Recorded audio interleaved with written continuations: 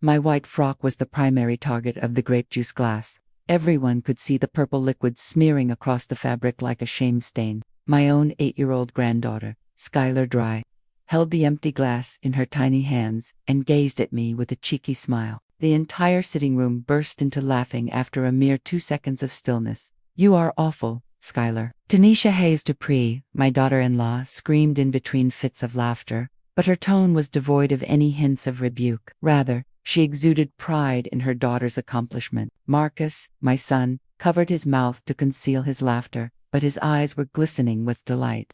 The other guests murmured remarks they believed I couldn't hear while pointing at my damaged dress. "You don't belong here," Mommy remarked. "With the deceptive innocence only a controlled child can exhibit," Skylar whispered. Like Sunday morning church bells, her words rang in my ears, unmistakable and unavoidable. Tanisha made no denials, serving more cake while laughing uncontrollably. She pretended that destroying a 64-year-old woman's dress was the ideal birthday party entertainment. The fluid stuck to my skin and stained the outfit I had purchased specifically for the event, so I remained sat on that uncomfortable chair. That dress had cost me $150, which I really couldn't afford. However, I did it because I believed that perhaps, just possibly, this time would be different. Maybe for once in my life, I would be treated with respect by my family. How foolish I had been. How naive to think that after all these years of humiliations and disdain, anything had changed. I rose from the chair, my hands shaking a little. However, I kept my head up. I refused to give them the joy of witnessing my breakdown. Not in this place. Not in front of all these strangers who now had a humorous tale about the elderly woman who was made fun of at a birthday celebration to share in their own homes. Skylar said, "Aren't you going to say anything, Grandma?" In that endearing voice that adults find endearing but that I knew was full of poison. For this, the child had received coaching. She had learned exactly what to say, and when to say it, from someone. My gaze strayed to Tanisha, who was still grinning as she cut more cake, utterly delighted with the performance she had planned.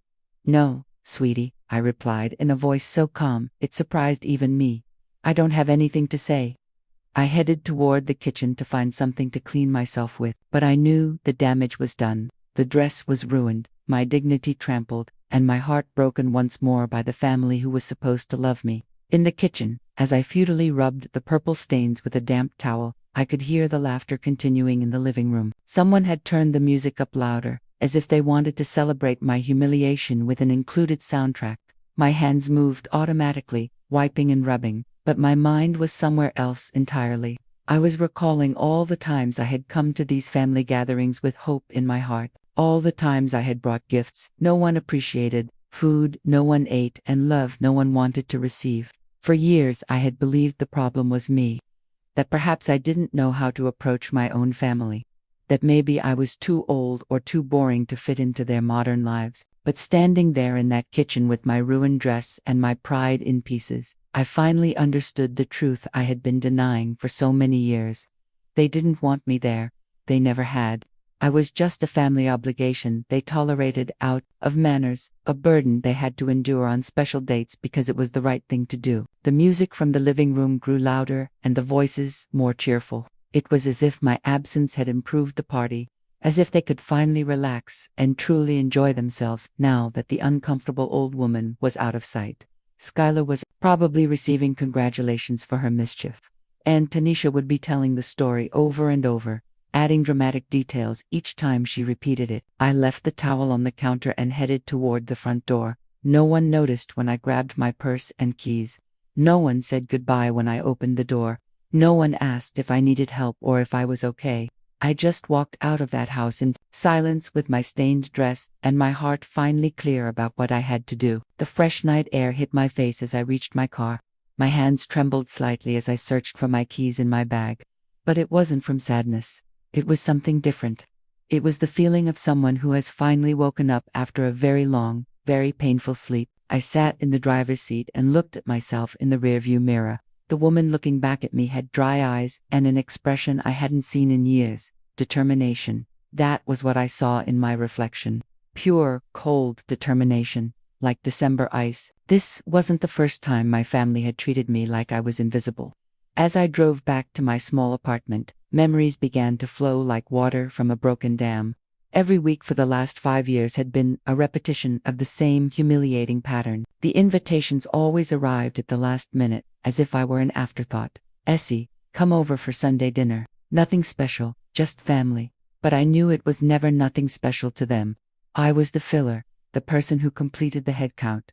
So the table didn't look so empty. I always arrived with something homemade, a dessert that had taken me hours to prepare, or an appetizer I had seen in a magazine and wanted to try. I spent between $30 and $50 each time on ingredients I truly couldn't afford, waking up at 5 in the morning to have everything ready, and each time it was the same. They left my food in a corner of the table while everyone else rushed over the main dish brought by some other guest. "This looks so delicious," they would say, completely ignoring my contribution.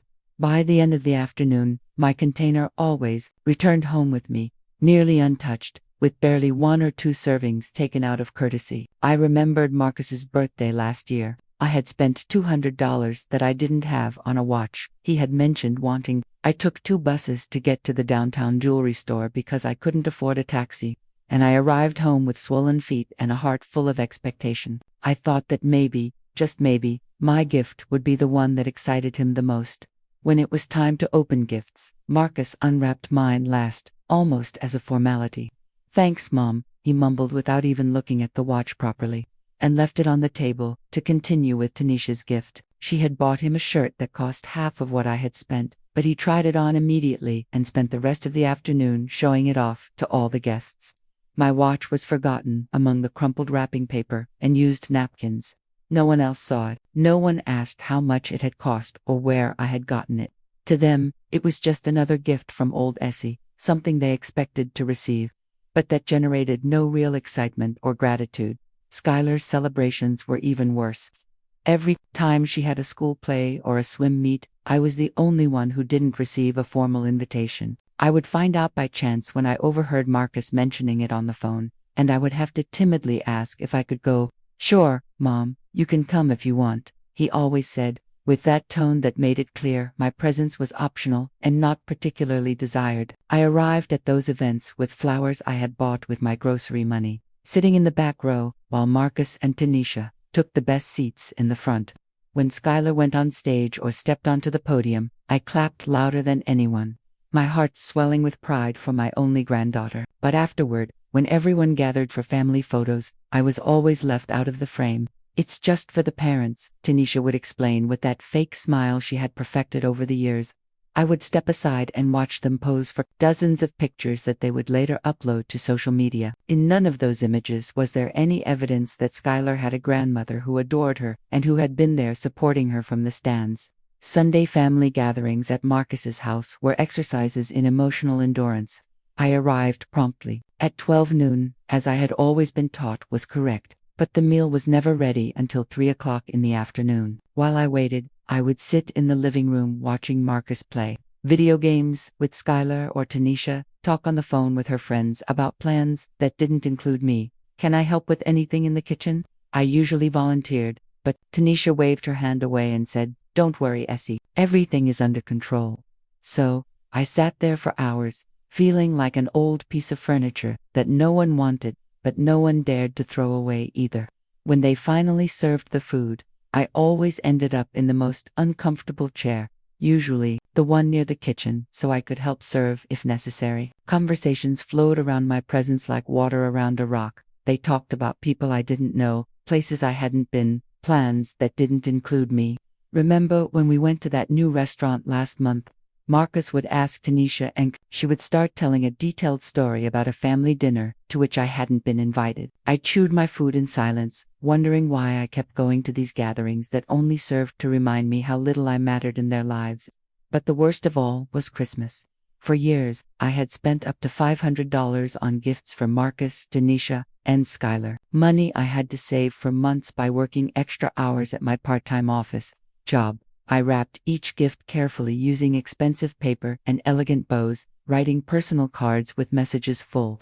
Their gifts for me always arrived unwrapped or hastily wrapped in newspaper. They were usually things they had bought at the last minute at the discount store, or worse, things they no longer wanted and decided to give to me. Once Tanisha gave me a face cream that was half-used, explaining that it hadn't worked well for her, but maybe I would like it. I smiled and thanked them as if it were the most wonderful gift in the world, because that was what was expected of me: to be grateful, to be humble, to accept the crumbs of affection they decided to give me, and act as if it were a feast. Now, sitting in my car outside my apartment building with my dress ruined by Skylar's grape juice, I could finally see the whole situation with crystal clarity. It wasn't love that kept me going to those meetings, it was fear. Fear of being completely alone, fear of admitting that the family for whom I had sacrificed so much for so many years didn't truly want me. But tonight, something had changed inside me. Today's humiliation had been different because it was public and deliberate. It hadn't been just neglect or thoughtlessness. It had been pure cruelty, specifically designed to make me feel small and insignificant in front of strangers. And I had allowed it to happen. I had sat there accepting the mistreatment as if it were normal, as if it were what I deserved, but no more. The first time Marcus asked me for money, I was 58 years old and had just been widowed. My husband, Robert Bobby Dupree, had died of a heart attack while working in the garden one April morning, leaving me with a small inheritance and a loneliness that I thought my children would fill. How wrong I was. Marcus came to my house 3 weeks after the funeral with red eyes and a story about problems at his job. "Mom, I need $5,000. It's temporary. I swear I'll pay you back in 2 months." He looked so desperate, so vulnerable, that I couldn't say no. That money came from Robert's life insurance, money I had planned to use to fix the leaky roof and replace the old windows in the house. The 2 months turned into 6, then a year. When I finally dared to ask him about the money, Marcus got angry with me. "Seriously, you're going to pressure me for money when you just got widowed? I thought you wanted to help your family." Guilt consumed me for weeks. Maybe I was being selfish. Maybe a good mother shouldn't worry about money when her son was in trouble. That was just the first of many emergencies that required my financial help. The next year, he needed $3,000 to pay off a credit card debt. Then it was $2,000 to cover the deposit for a bigger apartment.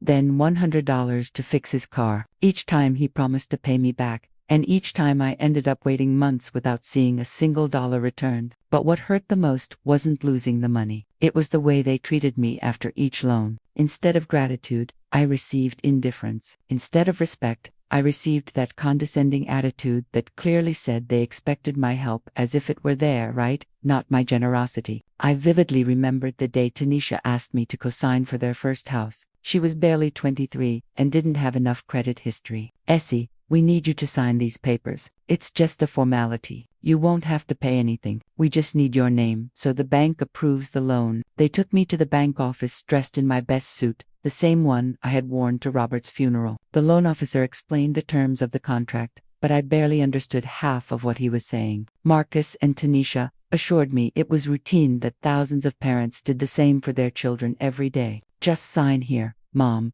Trust us." And I signed. I signed because I wanted to believe that they finally saw me as an important part of their lives. I signed because I thought maybe this would make them value me more. I signed because a naive part of me believed this would turn me into a grandmother that Skylar would remember fondly when she was older. For the first 2 years, everything seemed to be going well. Marcus had a stable job at a local construction firm, and Tanisha worked part-time at a retail store. They made their monthly payments without problems, and I felt proud to have been able to help them get their first house. I finally had something concrete I had done for my family, something that truly mattered. But then Marcus lost his job. The company he worked for went bankrupt during the economic crisis, leaving dozens of employees without work and without the benefits they had been promised. Suddenly, mortgage payments became impossible to keep up with. I found out about the situation not because they told me directly, but because the bank called me as the "Mr. Dupree, the payments for the property you co-signed for on Elmwood Avenue are 3 months past due. If they are not brought current immediately, we will have to proceed with the foreclosure process." The bank employee's voice was cold and professional, but his words hit me like a hammer blow to the chest. When I confronted Marcus about the situation, he yelled at me for the first time in his adult life. "It's not my fault I lost my job. Do you think I wanted this to happen? And now you're pressuring me like I'm some kind of criminal." Tanisha was standing behind him with Skylar in her arms, looking at me as if I were responsible for all their problems. That night, I went home and calculated exactly how much money I had saved. If I paid the 3 months of back mortgage payments, I would have less than $1,000 left in my savings account, but if I didn't pay, they would lose the house and my credit would be ruined forever. I had no real option. I paid the $8,000 they owed, practically emptying all my emergency reserve. They thanked me. Marcus mumbled a thank you without looking me in the eye. Tanisha didn't even do that. They acted as if it had been my obligation to pay, as if signing as cosigner had automatically made me responsible for their financial errors. And the worst part was that, technically, they were right. The following months were a hell of constant calls from the bank. Every time Marcus and Tanisha were late on a payment, I was the first to find out. My phone would ring at 8 in the morning with bank employees, reminding me of my contractual obligations, as if I were a professional debtor, instead of a mother who had wanted to help her son. I had to get a second job cleaning offices at night to cover the payments when they couldn't. I arrived home at 11 at night with a sore back and hands cracked by the chemicals, all to keep afloat a house in which I was not welcome, because that was the ultimate insult. After all the money I had put in, after risking my financial stability for them, I was still treated like an awkward visitor when I went to their house. They never offered me a key. They never told me, "This is your home, too." They never acknowledged that without my sacrifice, they would be living in a rented apartment or back with their parents.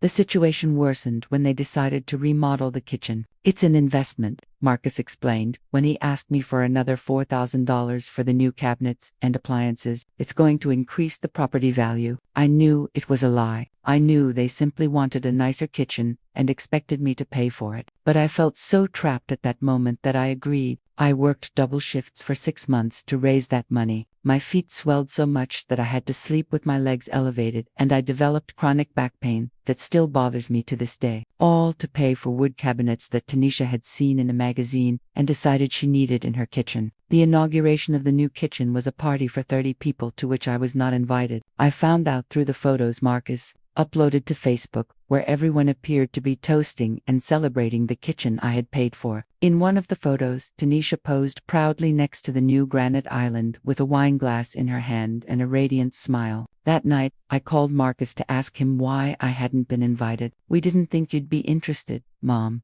You know, you don't like crowds." It was a lie, and we both knew it.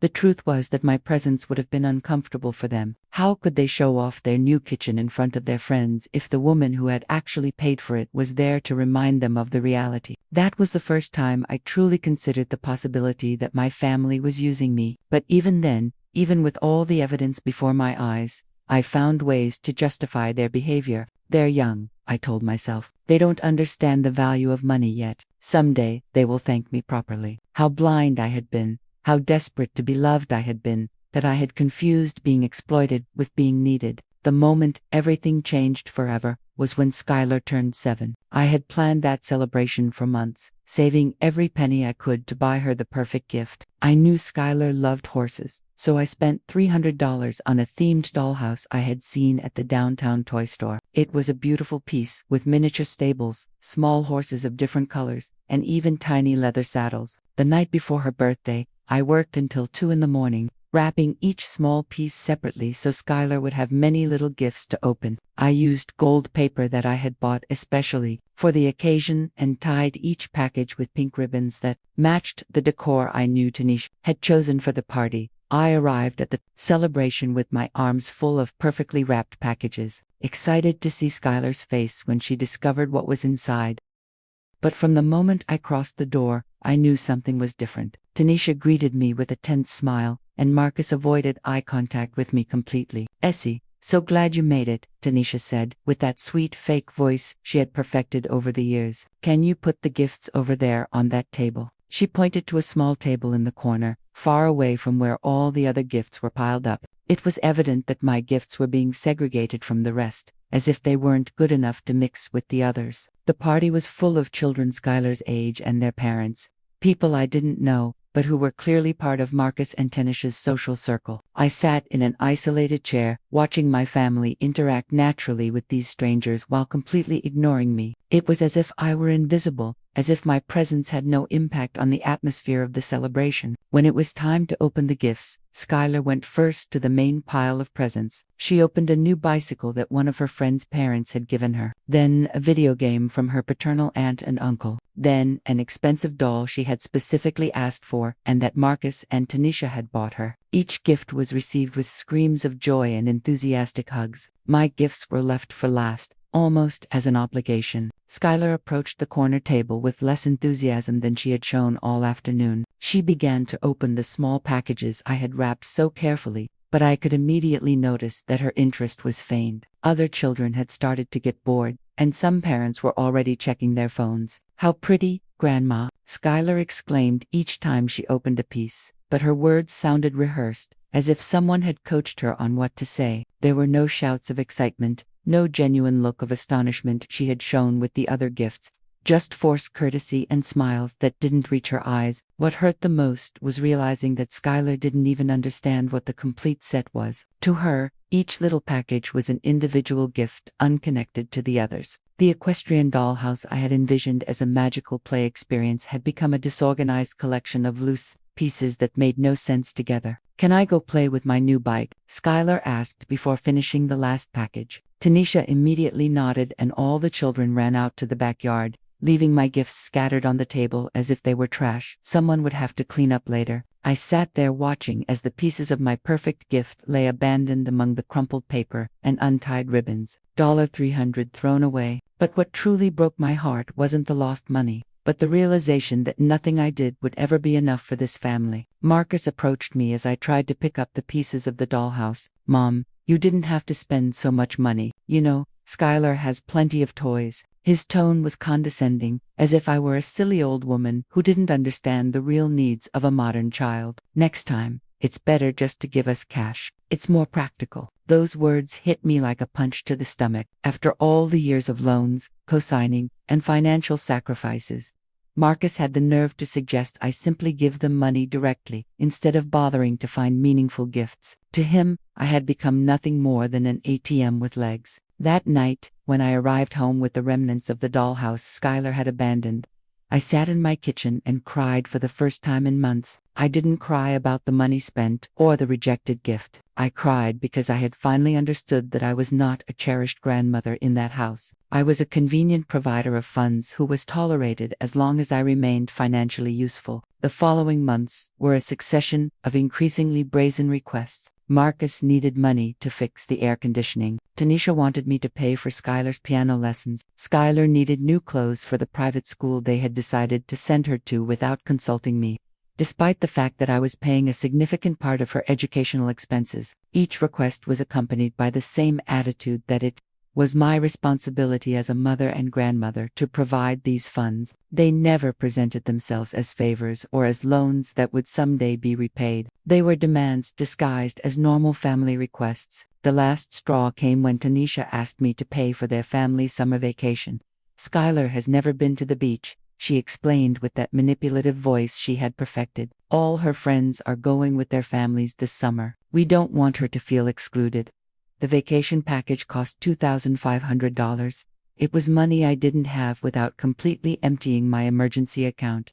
But the emotional pressure was overwhelming. The image of Skylar feeling left out of her classmates' conversations broke my heart. What kind of grandmother would let her granddaughter miss out on important experiences because of money? I paid for the vacation, working extra shifts for 3 months to cover that expense without being completely without savings. And while I worked extra hours cleaning offices until my knees ached, my family enjoyed a week in the Bahamas, uploading happy photos to social media from expensive restaurants and paradise beaches. Was I invited to join them? Of course not. "We didn't think you'd be interested. Mom, you're not really a beach person," Marcus explained when they returned, tanned and relaxed, as if the fact that I had paid for the entire trip didn't even entitle me to be considered for an invitation. It was at that moment, seeing the photographs of my family's vacation, funded by me but without me, that something definitively broke inside me. It wasn't love I felt for this family. It was an addiction to being needed, a desperation to maintain some kind of connection, even if it was toxic and unilateral. And now, after the humiliation of this night, after Skylar threw grape juice on me in front of strangers while my whole family laughed, the moment of truth had finally arrived. I could no longer deceive myself into thinking things would get better, or that someday they would properly thank me for everything I had sacrificed for them. It was time for them to learn how much they truly depended on the old Essie they loved to humiliate. On Monday morning, I woke up with a mental clarity I hadn't felt in years. I hadn't cried during the night or lost sleep, wondering if perhaps I had overreacted to the birthday events. For the first time in a long time, I knew exactly what I had to do and how I was going to do it. I had a quiet breakfast while reviewing all the documents I had kept in my safety deposit box for the past 6 years: loan contracts, bank transfer receipts, cosigner documents, receipts for payments I had made on behalf of Marcus and Tanisha. It was staggering to see it all together. I had spent more than $43,000 in total keeping my family's financial life afloat. I made the first call at exactly 9 in the morning. I dialed the number for attorney Silas Jenkins, the lawyer who had handled my husband, Robert's will. Silas was 72 years old, but his mind was still sharp as a scalpel. For the last few years, he had handled some minor matters for me, mainly related to my life insurance and some employment contracts. Good morning, Attorney Jenkins. This is Estelle Dry. I need you to help me with an urgent family matter. I need to review all the legal implications of withdrawing my name as the cosigner on my son's house mortgage. My voice sounded firmer than it had in months. There was a pause on the other end of the line. Silas had known Marcus since he was a child and knew how difficult my financial situation had been since Robert's death. Estelle, are you sure you want to do this? Once you withdraw your co-signature, the bank could demand immediate payment of the full balance or proceed with foreclosure. Exactly, I replied with a calm that surprised me. That is precisely what I want to happen. I briefly explained the events of the previous day without going into emotional details, sticking only to the concrete facts. Silas listened in silence, asking occasional questions about dates and amounts. I understand your situation, Estelle. Let me review the original contracts and I'll tell you what options we have. You can come to my office this afternoon at 3. I confirmed the appointment and hung up, feeling more alive than I had in years. The second call was to the bank where Marcus and Tanisha held their mortgage. I asked to speak with the loan officer who had handled the original case, a man named Mr. David Sterling, who knew my cosigner payment history well. Mr. Sterling, I need information about the process for withdrawing as cosigner for the property on Elmwood Avenue. David sounded confused. For the past 3 years, I had been the one who always called when there were payment issues, the one who always found ways to cover the shortfalls. Miss Dry, is there a problem with the loan? The payments are current this month. There is no problem with the current payments, I explained calmly. I simply want to explore my legal options for withdrawing my responsibility as David explained that it was technically possible, but it would require Marcus and Tanisha to qualify for the loan themselves or find another cosigner. If they couldn't do either, the bank would have the right to demand payment of the full outstanding balance. What is the current balance of the loan? I asked, though I already had an approximate idea. $137,000, Miss Dri. The figure impacted me, though it shouldn't have surprised me. Between the original mortgage, the cash-out refinances they had done, and the accrued interest over the years of irregular payments, the debt had grown considerably. I understand. Could you email me a complete statement of account and the necessary documentation to initiate the cosigner withdrawal process? David agreed, although I could detect concern in his voice. He was probably already calculating the chances of Marcus and Tanisha being able to handle that debt on their own. After hanging up, I made myself a cup of coffee and sat in my living room to process what I had just set in motion. I felt neither guilt nor regret, just a strange sense of liberation, as if I had been carrying an enormous weight for years and had finally given myself permission to drop it. For the first time in years, I went to sleep with a smile on my face. 3 weeks after signing the papers with Silas, my phone started ringing at 6 o'clock in the morning. It was Marcus,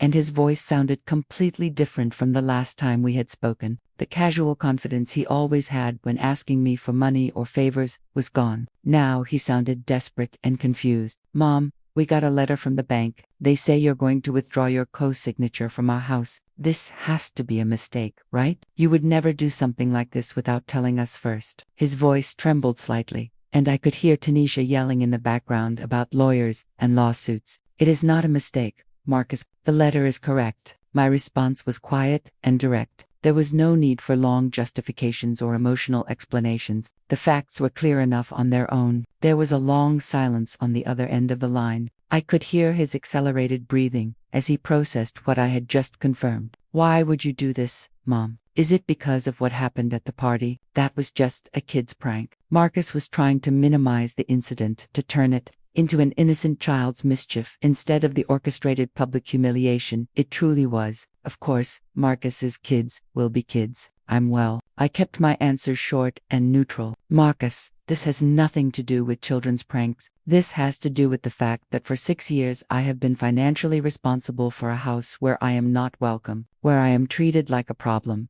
where they allow me to be publicly humiliated without consequences. My voice was still calm, but there was a firmness in it that Marcus had never heard before. But Mom, this is our home. Skylar grew up here. You can't do this. Now there was real panic in his voice. He was finally understanding that his mother was not the manipulable woman he had known all these years. This is the house that I have been paying for 6 years. Marcus, a house you bought, remodeled, and enjoyed while I worked double shifts to cover the late payments. A house where you celebrated the inauguration of the kitchen I financed without even inviting me to see it. It is time for you to learn to be responsible for your own financial decisions. I hung up the phone before he could respond. 5 minutes later, it rang again. This time it was Tanisha, and her tone was completely different from Marcus. Where he had shown panic, she showed pure rage. Essie, how dare you do this? We are your family. You can't let Skylar lose her home over an old woman's tantrum. Her voice was venomous, full of that hostility she had always kept barely hidden beneath a facade of forced courtesy. Tanisha, you decided that I don't have a place in that family. Now, you're going to discover what it feels like to live without my financial support. My response infuriated her even more. You are a bitter, selfish old woman. We always knew you were like this, but now you're proving it. You're going to destroy your own granddaughter's life for revenge. Tanisha was screaming so loud that I had to hold the phone away from my ear. The only person who is going to destroy Skylar's life is her parents, who preferred to spend money they didn't have instead of teaching her respect for her grandmother. I hung up again, and this time I unplugged the lamp. For the next few days, they tried every strategy to make me change my mind. Marcus showed up at my job, waiting for me in the parking lot with red eyes and looking like he hadn't slept in days. Mom, please, let's talk like adults. I know you're hurt by what happened, but this is going too far. We can fix things. Marcus, for 6 years, I have acted like an adult, working extra hours to maintain your house while you treated me like I was invisible. Now, it's your turn to act like an adult and face the consequences of your actions. I didn't stop to hear his response. I simply walked to my car and drove away. The next tactic was sending Skylar. One afternoon when I got home from work, I found my granddaughter sitting on the steps of my building with her school uniform, dirty and tears in her eyes. She had walked 8 blocks from her school to my apartment, something her parents would never have allowed her to do under normal circumstances. Grandma, Mom says, you're going to make us lose our house. Is it true? Her little eyes were red from crying, and for a moment I felt a pang of guilt in my chest. But then I remembered how those same eyes had looked at me with contempt as she threw grape juice on my dress. Skylar, tell your mom that adults make adult decisions. This situation is not your responsibility. I walked her back to her house, staying firm despite her tears and innocent questions about why Grandma no longer helped them. When we arrived, Marcus and Tanisha were waiting at the door with expressions that alternated between hope and rage. Mom, look what you're doing to Skylar. Is this what you want? To see your granddaughter suffer? Marcus pointed to Skylar, who had clung to Tanisha's leg and was sobbing. What I don't want is to see my granddaughter grow up thinking that it's okay to disrespect older people because her parents allow it. My words cut the air like broken glass. Skylar is suffering because you are using her as an emotional pawn, instead of teaching her that actions have consequences. That night, someone keyed my car. They had used a key or some sharp object to scratch "Egoist" in large letters across the driver's side door. They had also deflated all 4 tires. When I called the police to report the vandalism, the officer who took the report asked me if I had any suspicions about who might have done it. I have some ideas, but I can't prove it, I replied honestly. The policeman understood and nodded. It is likely that he has witnessed similar instances of family conflicts turning into vandalism. It turned out that his words were foretelling. Ma'am, I recommend you install security cameras if possible. Cases like these tend to get worse before they get better. Someone left rotten eggs on my door the next week. Then balloons bursting against my windows were covered in crimson paint. It was evident that someone wanted me to feel harassed in my own home because each incident was tiny enough that the cops couldn't do much about it. Marcus began to show up outside the offices I cleaned at night and at the businesses where I worked. This is absurd, Mom. We are related. Families don't ruin one another over But his plaintive tone had faded. His speech now included a faint undertone of threat, suggesting that if I didn't comply, things would worsen. Marcus, families also don't humiliate their mothers in front of strangers, I said one evening when he stopped me in the parking lot of an office building. His impatience was getting to the point where he said, "If you truly want to fix this, you can start by apologizing properly and showing that you understand what you did wrong." We already apologized. What more do you want? My response clearly enraged him. Marcus, you never apologized. What you did was minimize what happened and tell me it was my fault for being too sensitive. He yelled so loudly that other staff members emerged from the building to observe the situation. Fine, we're sorry. Are you happy now? Now, take your name off the cosign and stop destroying our lives. Marcus, that's not an apology. That's anger masquerading as regret. A true apology is more than just saying you're sorry because you want something back. It also entails recognizing why what you did was wrong and changing your behavior. He was yelling profanities in the parking lot as I turned to head for my car. When I returned home that evening, I saw my car's windshield was damaged and all of the tires were slashed. There was no question that someone had greatly intensified the issue this time. It was confirmed by the message that was pinned to my door. "You crazy old lady, this is your last opportunity. If you don't sign the documents, things will get worse." I had my doubts for the first time in weeks. Had I overreached myself? Was it all worthwhile to make a point? Then, however, I recalled my family's laughter as the grape juice trickled down my frock. I recalled being treated like a legless ATM for years. I recalled all the humiliations I had endured in silence. I hadn't gone that far. No, I had only barely begun. I was eating breakfast on a Wednesday morning when I received the call that completely transformed my life. It was Brenda Miller, the secretary at the construction office where Marcus had worked up until 2 years prior. During the years Marcus worked there, Brenda had been nice to me and always inquired about my health when I would visit him. "There's something crucial I need to discuss with you, Mrs. Stell. Can we have a private meeting?" Her voice sounded nervous, as if she feared someone might be listening to the conversation. "It's about Marcus and some documents I found when they were cleaning out the company's old files." We agreed to meet that same afternoon at a small coffee shop near my apartment. Brenda arrived on time, carrying a manila folder she held against her chest as if it contained dangerous secrets. She sat across from me and ordered a coffee with trembling hands before speaking. "Ms. Estelle, what I'm about to show you could get me into trouble, but I think you have the right to know." She opened the folder and took out several photocopied documents. When Marcus worked with us, he handled some of the material and supplier accounts. We found these falsified invoices that he had been submitting to receive reimbursements for materials that were never purchased. The papers she showed me were copies of invoices where Marcus's handwriting had been altered to increase the amounts. A lumber invoice for $300 had been modified to show $1,300. A cement invoice for $200 had been changed to $700.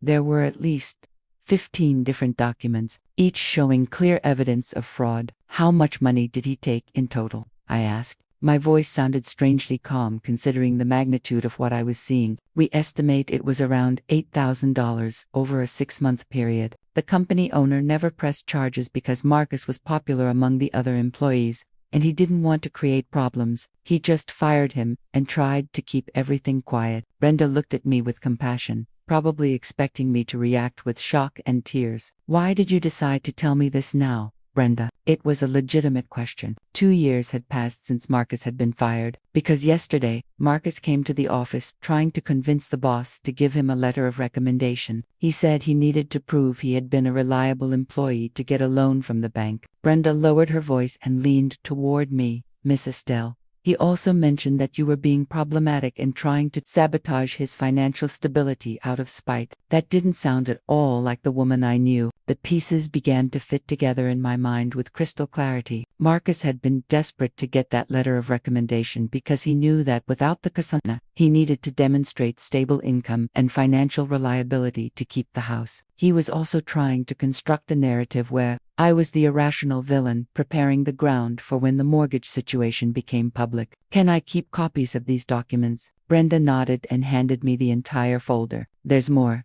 Ms. Estelle, I spoke with Patrice Washington, who worked in human resources when Marcus was employed. She told me that Marcus had been faking overtime hours on his time cards. We also found that he had been selling company tools and pocketing the money. The image emerging of my son was completely different from the one I had held for all these years. He wasn't a young man who had had bad luck with work. He was someone who had been systematically committing fraud, stealing from his employers, and building his lifestyle on lies and stolen money. Does Brenda know other people who worked with Marcus and might have similar information? She nodded and gave me the names and phone numbers of 3 former co-workers who had witnessed Marcus' questionable activities. That night, I called the first number. It was Darren Scott, a construction supervisor who had worked directly with Marcus. "Miss Dupree, your son has serious honesty problems. I was the one who discovered he was stealing tools and selling them online. When I confronted him, he threatened to accuse me of theft if I said anything." The second call was to Patrice Washington, who told me about the faked overtime hours and also about something that chilled me. Marcus used to brag about how he had tricked his mother into co-signing for his house. He would say that you didn't really understand what you were signing,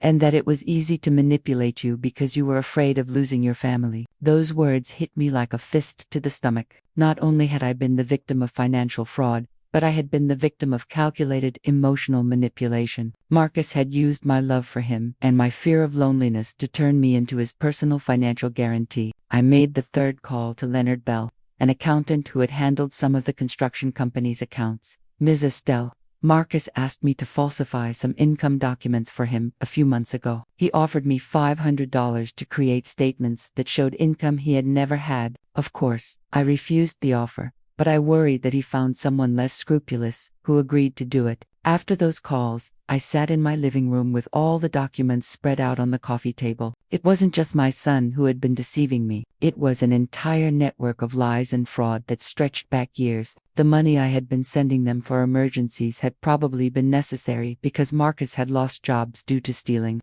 not economic bad luck. The next day, I visited Silas Jenkins with all the information I had collected. His eyes progressively widened as he reviewed each document, each testimony, each piece of evidence I had gathered in less than 24 hours. "Estelle, this is very serious. Your son has not only committed fraud against previous employers, but has also defrauded you. This evidence could be sufficient to press criminal charges if you so desire." "Silas, I don't want to press criminal charges against my own son, but I want this information to be legally documented in case Marcus tries to sue me or create legal problems for withdrawing my co-signature." Silas nodded with understanding. "We can prepare a sworn statement with all this evidence and have it ready in case it is necessary. I also suggest we contact the bank to inform them about the fraudulent nature of some of the income documents Marcus may have originally submitted." That afternoon when I got home, I found Marcus waiting for me in the parking lot, but this time, he wasn't alone. He had brought 2 men I didn't recognize, both intimidating looking and aggressive in attitude. My first instinct was to turn around and leave, but something inside me told me that running away would give them exactly the reaction they expected. "Mom, these are my friends, Alfred and Manny. They understand business and family, and they think you should reconsider your decision about the house." Marcus sounded different, colder, more calculating than in our previous conversations. One of the men approached me with a smile that didn't reach his eyes. "Ms. Estelle, your son told us about your family situation. We believe in the importance of keeping families together. Maybe we can help resolve this misunderstanding." "There is no misunderstanding, gentlemen. There is a decision I have made after years of being mistreated by my own family." My voice was firm, but my heart was beating rapidly. The second man laughed with a cruel smile. "Ma'am, sometimes older people get confused about what's best for everyone. Maybe you need someone to help you see things more clearly." It was at that moment that I understood Marcus had crossed a line I never thought he would cross. He was willing to use physical intimidation against his own mother to get what he wanted. But what he didn't know was that now I had weapons he had never imagined I possessed. "Marcus, tell your friends to leave and tell your wife that the threats and vandalism are going to stop right now. Or, all the information I have about your fraudulent activities will go directly to the relevant authorities." The expression on his face changed immediately. "What are you talking about?" I took out my phone and showed him a photo of one of the falsified documents Brenda had given me. "I'm talking about this and much more. Now get off my property before I call the police."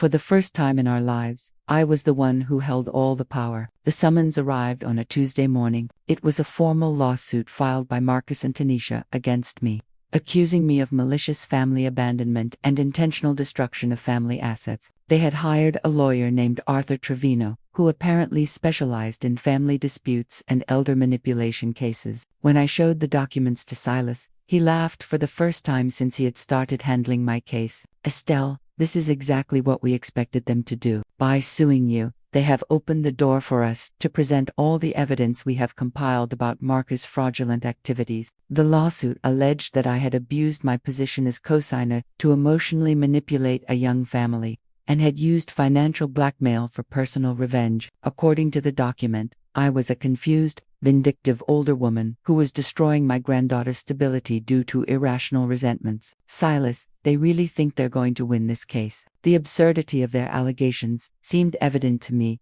but I knew the legal system sometimes worked in unpredictable ways. "Estelle, they don't expect to win this case. What they expect is to pressure you to get scared and withdraw your cosigner cancellation request before we get to trial. It's a legal intimidation tactic. But what they don't know," Silas organized all our documents on his desk, "is that we have enough evidence not only to defend ourselves, but to file a counterclaim for fraud and restitution." Preparation for the trial took 3 intense weeks. Silas had contacted Brenda Miller, Darren Scott, Patrice Washington, and Leonard Bell as witnesses. He had also obtained official documents from the bank showing all the payments I had made as cosigner over the past 6 years, a total of $23,400 in payments that Marcus and Tanisha had been unable to cover. On the day of the trial, I arrived at the courthouse wearing my best black suit and carrying a folder with copies of all the evidence. Marcus and Tanisha were sitting on the other side of the room with their lawyer, avoiding eye contact with me. Tanisha was wearing a conservative dress and a practiced victim expression, while Marcus looked tense and nervous. The judge was a woman around 50 years old, named Honorable Judge Evelyn Thorne. She had read all the pretrial documents and seemed to have little patience for cases she considered frivolous family disputes. Her first question was direct. "Mr. Trevino, explain to me exactly what Miss Dry violated by exercising her legal right to withdraw her co-signature from a mortgage loan." Marcus's lawyer stammered for a moment before responding. "Your Honor, our position is that Ms. Dry is using this legal right maliciously with the specific intention of causing emotional and financial harm to her family." "I understand your position, Mr. Trevino, but can you cite any legal precedent that establishes that exercising a legal right becomes illegal based on the person's emotional motivations?" The judge was clearly unimpressed with the plaintiff's arguments. When it was Silas's turn to present our defense, he began by showing the complete chronology of my financial support to Marcus and Tanisha. "Your Honor, Miss Dry is not acting out of malice. She is acting as any reasonable person would after years of financial and emotional abuse." He presented copies of all the bank transfers I had made, all the mortgage payments I had covered, and all the loans I had granted that had never been repaid. The total amounted to $43,200 over 6 years. "Furthermore, Your Honor, we have discovered evidence that Mr. Marcus Dry has been involved in fraudulent activities that directly affected Miss Dri's ability to make informed financial decisions." Silas began presenting the falsified documents that Brenda had found, the sworn statements from Marcus' former co-workers, and the evidence that Marcus had been lying about his income and job stability for years. Marcus' lawyer stood up abruptly. "Objection, Your Honor. This evidence is not relevant to the issue of the mortgage cosign." Judge Thorne looked at him with a severe expression. Mr. You opened the door to the question of character and motivations. When you alleged that my client was acting maliciously, Mr. Marcus Dri's previous conduct is absolutely relevant to establishing a pattern of dishonest behavior toward his mother." Brenda Miller was the first witness to take the stand. She spoke clearly and calmly about the fraudulent documents she had found, about the admissions Marcus had made about manipulating his mother, and about his recent attempt to obtain false letters of recommendation.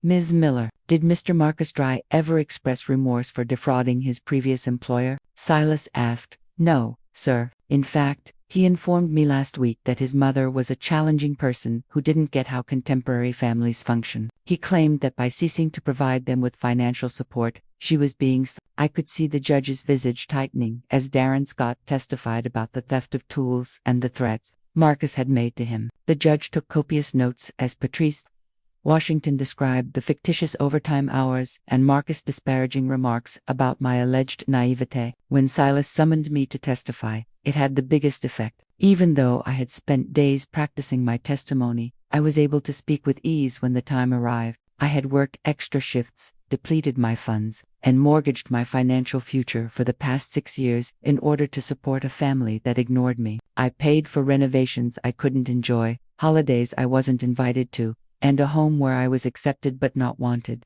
I talked about the incident at Tanisha's birthday party, the years of emotional abuse I had undergone in silence, and the public humiliation I had experienced. Your Honor, the day my own granddaughter sprayed me with grape juice while my entire family laughed, I realized that my continued support of them wasn't motivated by love. Fear was the cause. Fear of solitude. Fear of acknowledging that I wasn't genuinely wanted by the folks I had given everything up for. Marcus's attorney attempted to cross-examine me by presenting me as a vengeful, bewildered elderly woman. Is it not the case, Miss Dry, that you are acting spitefully because you were upset at a family gathering? No, sir. I'm taking this action because I've now realized that I've been the victim of money and emotional fraud for years. My money and falsehoods were the foundation of my son's and his wife's lifestyle. Additionally, they turned to intimidation and vandalism when I attempted to establish boundaries. I testified about the scary individuals Marcus had hired to put pressure on me, and I showed the pictures of the damage to my car and the letter threats I had received. Your Honor, when her family establishes appropriate financial boundaries, a mother who genuinely loves them does not use physical intimidation. The judge retired to consider for an hour after all the testimony had concluded. Upon her return, her decision was unambiguous. This court concludes that Ms. Estelle Dupre's decision to revoke her co-signature on the disputed home loan was within her legal bounds. Additionally, this court finds strong evidence of Mr. Marcus Dupre's practice of deceitful and manipulative actions toward his mother. The judge ruled that the lawsuit against me should be thrown out. She also mandated that Tanisha and Marcus cover all of my $4,500 in legal expenses. Additionally, she issued a restraining order that forbade them from getting in touch with me or coming near my property for a whole year. This court cautions you, Mr. Marcus Dri, that you will face criminal charges if you continue to harass or threaten your mother. Even when those threats originate from her own family, Ms. Dupre has the right to exist without being threatened or coerced. That afternoon,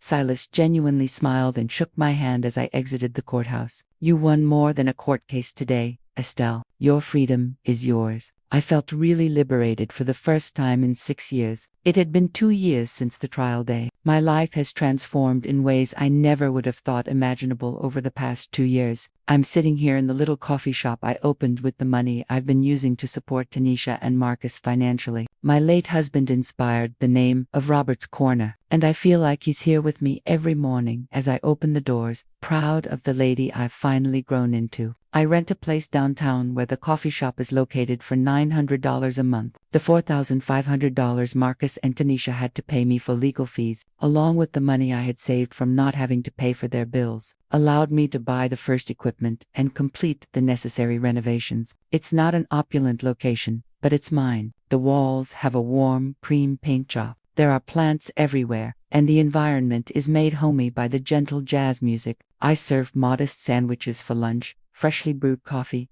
and pastries that I create myself every morning. Local office professionals, college students, and elderly couples who want a peaceful setting are among my frequent clients. My first part-time worker was Brenda Miller. She was fired from the construction office after testifying on my behalf because the employer was afraid of reprisals from other dishonest workers. She said, "Mrs. Estelle, when I made the employment offer, working for you is an honor. I finally get to work for someone who values honesty." The coffee shop generates enough income to cover my living expenses and allows me to save a small amount each month. It is not a fortune, but it is honest stability built on my own efforts, not on the manipulation of others. Every dollar that enters my register is clean, earned through hard work and fair dealing with my customers. The mornings are my favorite. I arrive at 5:30 to start baking the day's pastries. The aroma of cinnamon and coffee filling the empty space gives me a feeling of peace I hadn't experienced in years. There is no phone ringing with family financial emergencies, no emotional drama.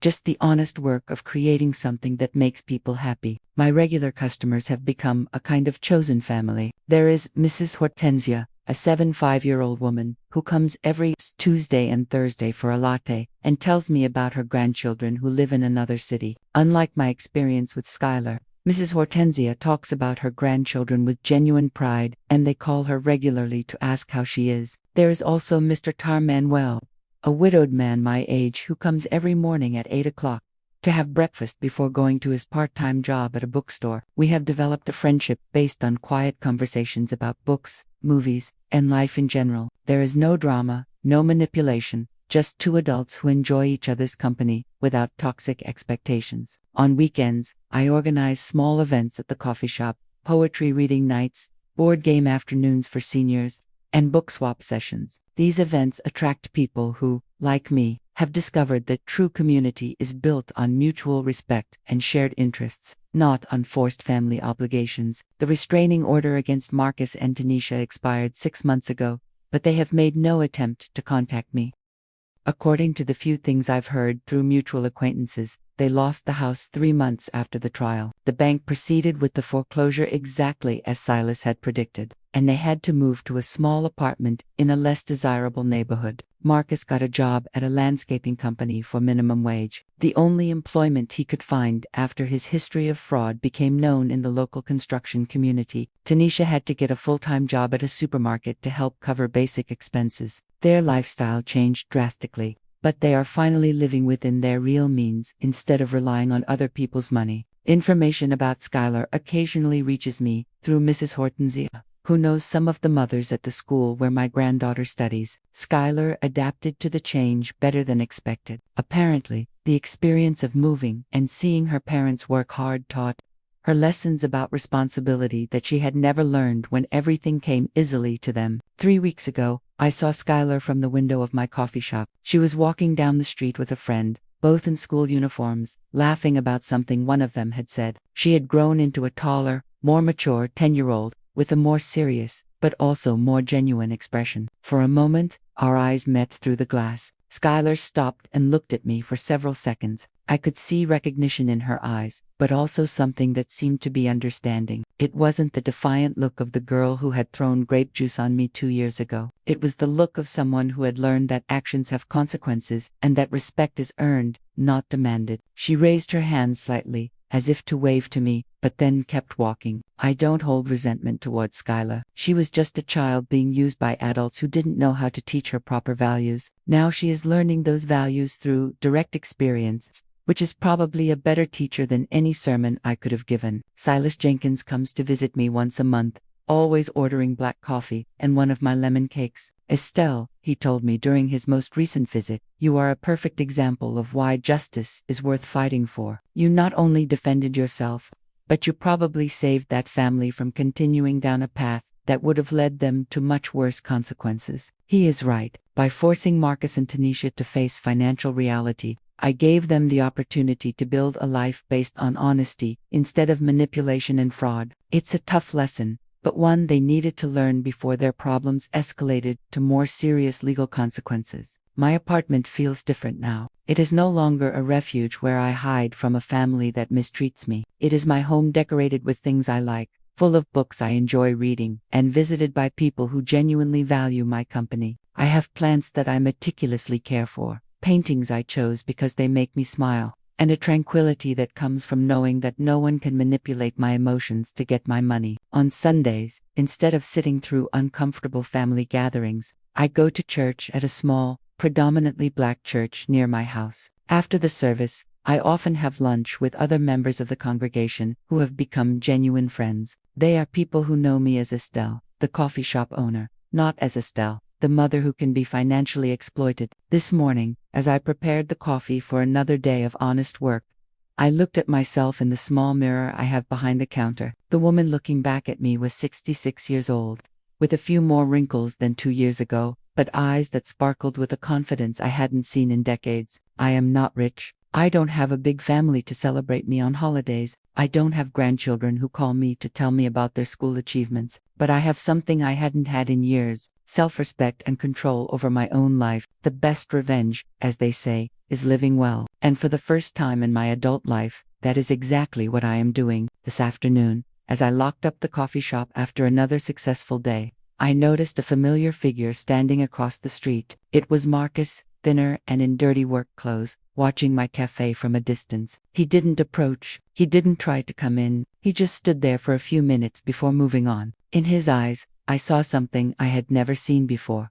respect, maybe even a little pride. His mother, the woman he had underestimated for so many years, had built something of her own with her own hands. She was no longer the victim he could manipulate. She was an independent businesswoman who had found her own dignity. I locked the cafe door, turned off the lights, and walked home under the afternoon sun. Tomorrow would be another day of honest work, another day of living life on my own terms, and I couldn't be happier. 6 more months have passed, and this November morning, I woke up to the news that my coffee shop had been selected as Small Business of the Month by the local Chamber of Commerce. The recognition plaque will arrive next week, along with an article in the local newspaper that will include my photograph and the story of how a 66-year-old woman started her first business. The irony is not lost on me. For decades, no one in my family saw me as capable of achieving anything significant on my own. I was just the older woman they could use to solve their financial problems. Now, strangers recognize me as a successful entrepreneur who has contributed positively to the community. Brenda brought me my coffee this morning with a radiant smile.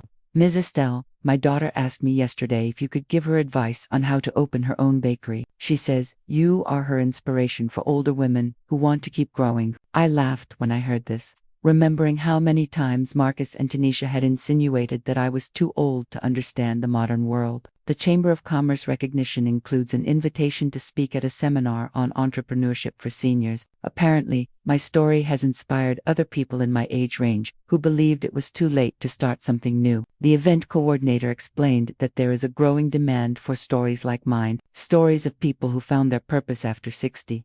Mr. Manuel has become more than a regular customer. Over the last few weeks, we have started taking walks in the park on Sundays after I closed the coffee shop. Yesterday, he brought me wildflowers he had picked during his morning walk, a simple gesture, but full of genuine consideration. It is refreshing to be with someone who wants nothing from me except my company. Estelle, he told me yesterday as we shared a slice of apple pie, it's admirable how you built all of this after what you went through with your family. We rarely talk about my previous situation, but when we do, he always refers to it with respect and understanding, never with pity or judgment. Last week, I decided to expand the cafe's menu to include more elaborate home-cooked meals. I now serve stews, soups, and traditional dishes that I prepare every morning before opening. The demand has been so high that I am considering hiring another part-time person to help with the cooking. It is strange to think that less than 3 years ago, I was worrying about how to pay my own bills, and now I am creating jobs for others. The weekend events have evolved,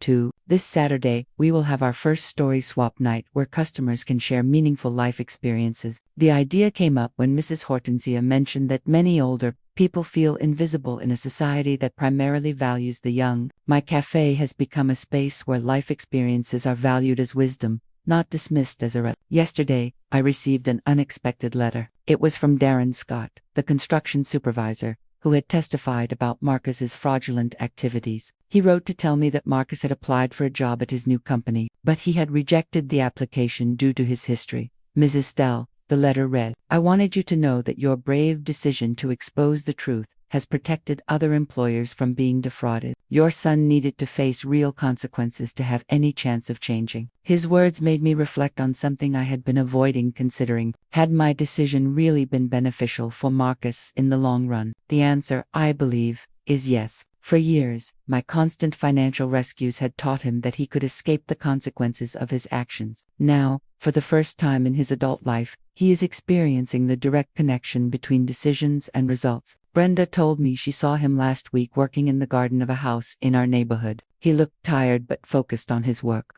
something she had never observed in him during the years he worked at the construction office. He looked different, she told me, more serious, as if he finally understood that honest work requires honest effort. 2 weeks ago, while organizing old papers in my apartment, I found a photograph of the family they had taken on the Bahamas vacation that I had paid for. In the image, Marcus, Tanisha, and Skylar were smiling radiantly on the beach, tanned and relaxed, with no indication that those vacations had been financed by someone who wasn't welcome to join them. For the first time, I was able to look at that photograph without feeling pain. Instead, I felt a strange kind of satisfaction. Those had been the last vacations funded by unearned money. Any future trips that family took would be paid for with honest work and responsible planning. In a way, my refusal to continue being their unlimited financial source had been the best gift I could have given them. My therapist, Dr. Laura Munoz, suggested that I start writing a journal about this